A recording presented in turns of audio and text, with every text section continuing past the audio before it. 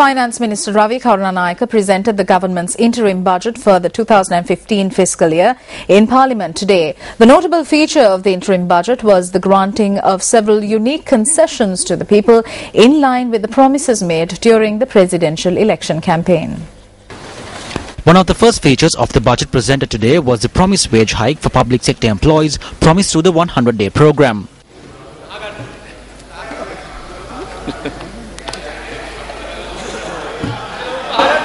Within the 100-day revolution program, we promised the public servants in the country that we increase their salaries by 10,000 rupees per month, and initially 5,000 rupees will be provided in February 2015. They will get the balance in June 2015, thus honouring the promise made by us. I wish to make an earnest request and a humble appeal to all private sector employees to assist the government in national reconciliation by ensuring compliance. We urge the private sector to consider an increase of 2,500 rupees per employee per month.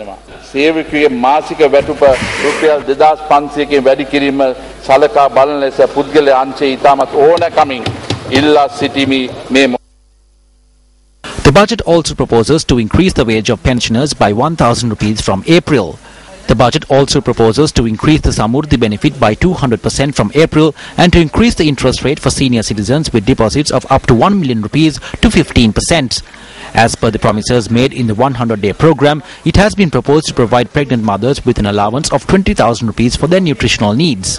It has also been decided to waive advances to farmers from commercial banks up to a maximum of 100,000 rupees by 50%. The budget also proposes a guaranteed price of 50 rupees per kilogram for paddy. The proposed guaranteed price for a kilogram of potatoes is 80 rupees. The budget also proposes guaranteed prices of 80 rupees per kilogram of tea and 350 rupees per kilogram of rubber. No change has been made to the fertilizer subsidy, while it has been proposed to provide concessions for farmers purchasing hand tractors. The budget also proposes a 10 rupee increase to the guaranteed price for a litre of fresh milk from the 1st of June. The proposal to increase the decentralized funds of MPs was subject to the praise of almost all MPs in the chamber today. The Finance Minister proposed to increase the decentralized funds of MPs from 5 million rupees to 10 million rupees. The Finance Minister also noted that the Diatricular exhibition would be halted and that 1 billion rupees would be allocated for developments. It was also stated that fund allocations for the health sector would be increased to 3% of GDP, while the outpatient departments of all hospitals would be opened 24 hours of the day. While the budget also drew attention to kidney patients, it was proposed to allocate 2 billion rupees for kidney patients from 2015, while the Finance Minister made an appeal while presenting the budget for people to support this endeavour. It has also been proposed to gradually increase the allocation for education to 6% of GDP. The Mahapolo scholarship is proposed to increase to 5,000 rupees. The price of kerosene has also been reduced further to 59 rupees a litre effective today. The Finance Minister then presented the concessions on essential goods proposed by the interim budget. සීනි වල මිල රුපියල් 10කින් වහාම අඩු කරන ලෙස අප මේ අවස්ථාවේ මතක් කරනවා. කිරිපිටි We wish to note that the price of sugar will be reduced by 10 rupees per kilo effective immediately. The maximum retail price for a 400-gram packet of milk powder will be reduced to 325 rupees. The price of a 400-gram tin of sastajan will be reduced by 100 rupees. The price of wheat flour will be reduced by 12 rupees and 50 cents. The price of bread too would reduce parallel to this. I believe the price of green gram will reduce by 40 rupees per kilogram. The special commodity levy on sprats of 26 rupees will be reduced by 15 rupees to 11 rupees per kilogram. The price of a tin of canned fish will be reduced by at least 60 rupees per kilogram. The special commodity levy on coriander will be reduced by 20 rupees to 26 rupees per kilogram. The levy on coriander, both crushed or ground, has been reduced by 150 rupees to 52 rupees per kilogram from 202 rupees per kilogram. The levy on black gram will be reduced from 110 rupees per kilogram to 60 rupees per kilogram. The levy on moldy fish will be reduced by 200 rupees to 102 rupees per kilogram. The levy on turmeric will be reduced by 100 rupees. The levy on chilies will be reduced by 25 rupees.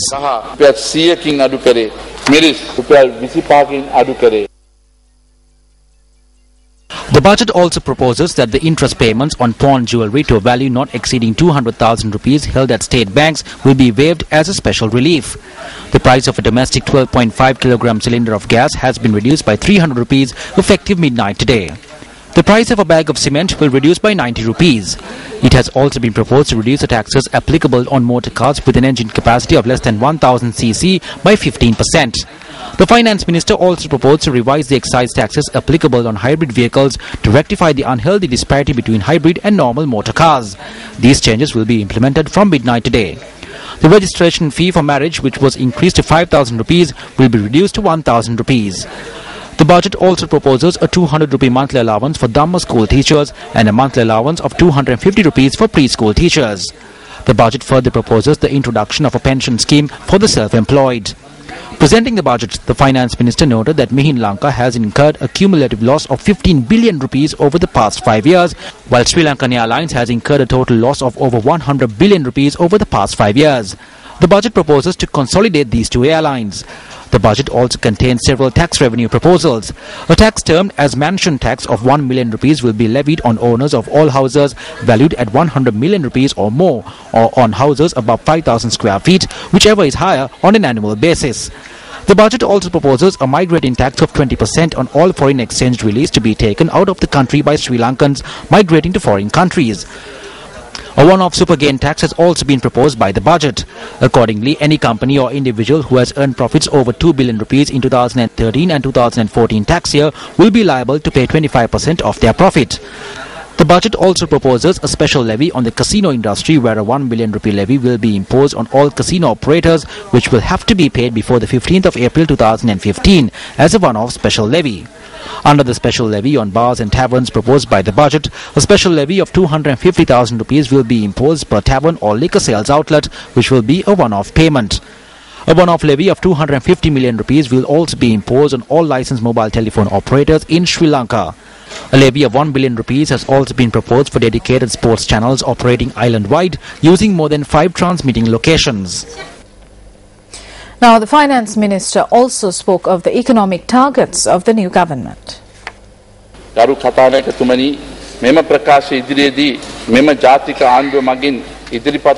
Honourable Speaker, this statement will be a forerunner for many more budget presentations in the future by this national government. We would ensure that what would be presented is based on facts and not on rhetoric.